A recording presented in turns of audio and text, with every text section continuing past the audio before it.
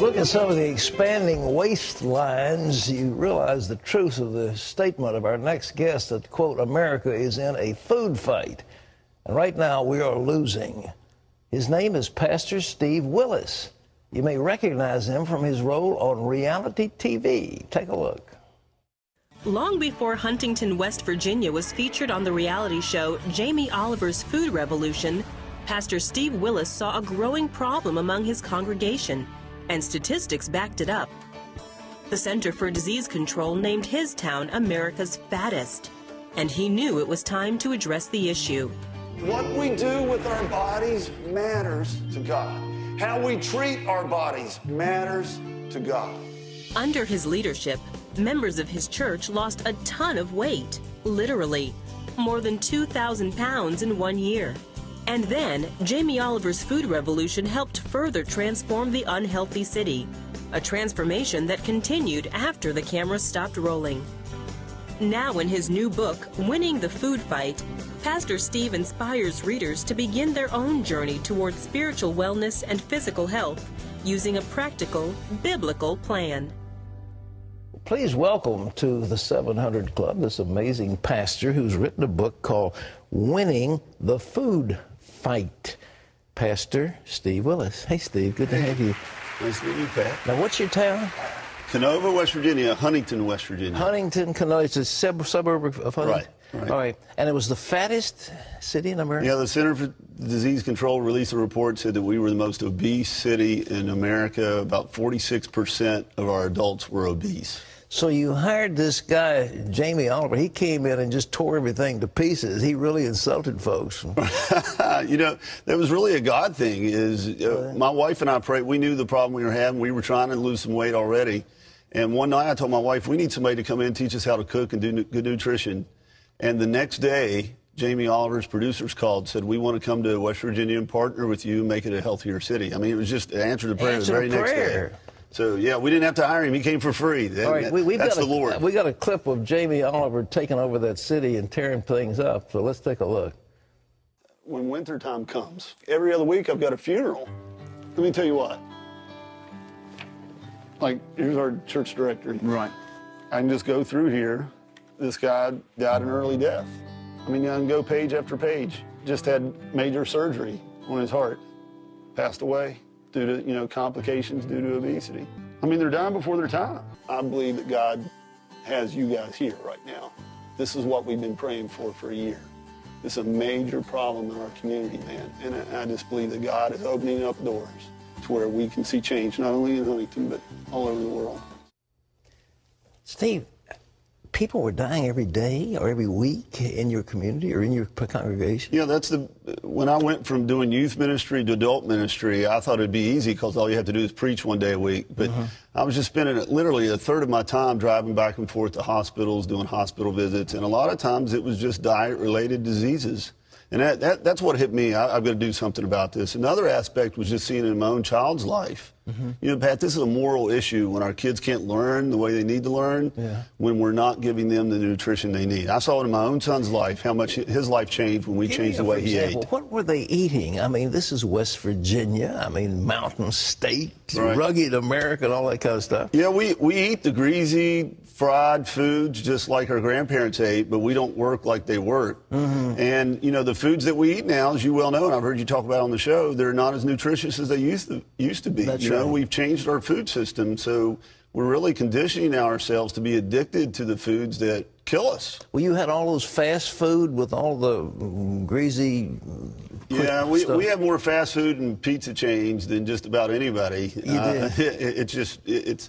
And it's not that, a little bit of that once in a while will kill you, but it's a national statistic. It's not just in West Virginia. 1 out of 3 kids are eating fast food every single day. Now, Pat, that's a problem, and that's something we need to address as a church. McDonald's has something they call a Happy Meal, and the little kids say, I want a Happy Meal. Well, Happy Meal's full of all that greasy stuff. All right, and there's enough calories in that for an adult for a full dinner, you see? So it really doesn't make us happy.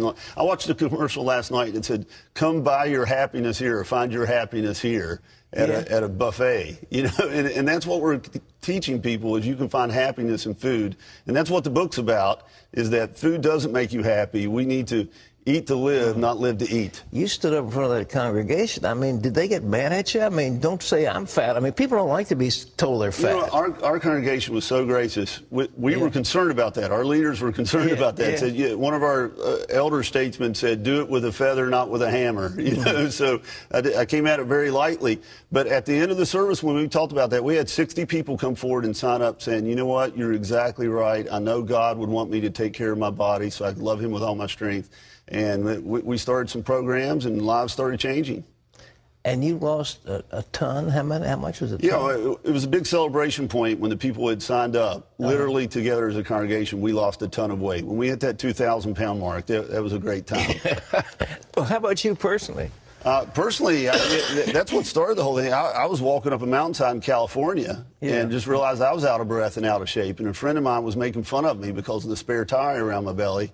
And I had been a fairly athletic person, but it just gets away from you so quickly, and you don't notice it. So, yeah, I myself, I lost 20 pounds in the process. What did you get? Did you have stuff in the church, like nutritious salads and greens and vegetables and fruit and things like that? Right, we started doing it. We always had Wednesday evening potluck dinners. And unfortunately, those can be the most unhealthy meals that you can have in the church. And so we just started changing the way we think about food, the way we relate to food.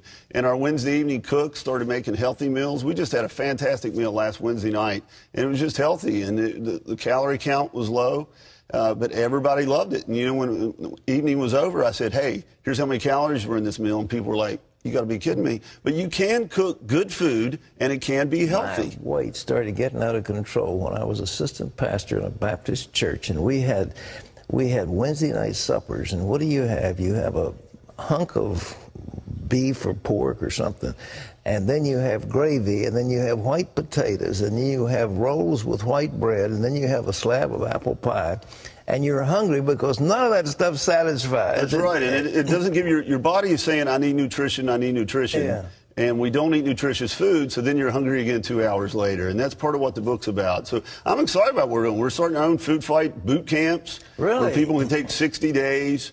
And, it's kind of like some of the TV programs, except we add the spiritual element. And whenever you separate the gospel from any social cause, there's always a recidivism rate. People are going to go back to the same old habits if you don't address the spiritual habits. So, we set up a website, winningfoodfight.com, and it gives people tips and educates them about food and the way we relate to food. So we're excited about that. A lot of great things are happening. Well, that is wonderful. Well, the thing of it is about Christians, they're not supposed to smoke, they're not supposed to drink, they're not supposed to dance, they're not supposed to gamble, but they can gorge themselves. I mean, right. And Pat, here's one of the things that I was doing an interview with Entertainment Tonight. And one of the guys went to a college where the leader of the college was really overweight. And he said it was a stumbling block to him when the gentleman would talk about how we need to have self-control and don't drink, don't smoke. Yeah. But yet he clearly had a problem with gluttony. And that's the thing in the church is we'll talk about all the other 7 deadly sins, but we don't talk about gluttony. But you do here on the 700 Club, and I appreciate the ministry you have here. I appreciate you. Well, folks, this book is called Winning the Food Fight. And they won. I mean, they won so much they've been on national television. And what a change. Hey, by the way, Steve, has this changed your city or just your church? No, the city's changing. We just had a big celebration this past weekend. We teamed with a group called Ebenezer Medical Outreach. We've got a kitchen right downtown, right by the main restaurant area where we give free cooking lessons to people who need them. We've had thousands of people go through that. So we've partnered. This is the good thing, man. The church, when you get involved in a social issue and you bring God's grace to that issue, people recognize, hey, this is what churches need to be doing.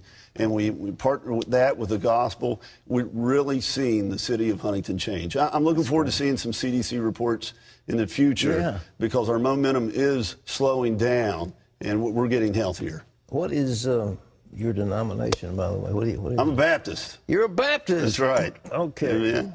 Well, all those Baptists, stop those greasy Wednesday night suppers. I know what it's like. It can ruin you. But, hey, Steve, God bless you.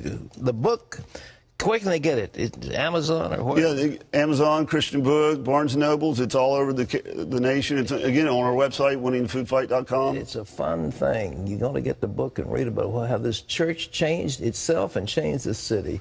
Steve Willis, God bless you. Thank you for being here. Thank you so much. God bless you.